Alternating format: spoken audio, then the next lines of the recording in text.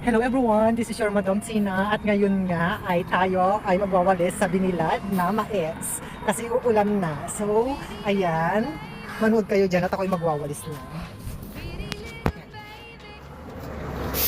So, kanya lang magwalis guys ng mga mais. Ayan, ganyan lang natin. Mag-sexy ni Madam Tina pag nagwawalis.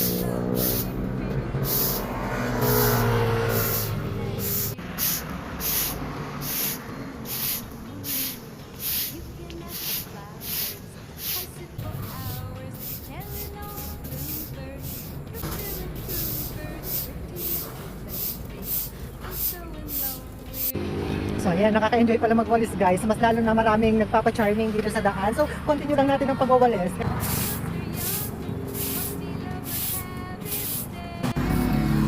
So ayan, tapos na nga magwalis. Ayan yung winalisan natin. Di ba? Exciting! Maganda kasi yung pinagpapawisan tayo. Tignan mo, pinagpapawisan tayo pero sumiling-sumilap tarupam. Tina. Sige ka.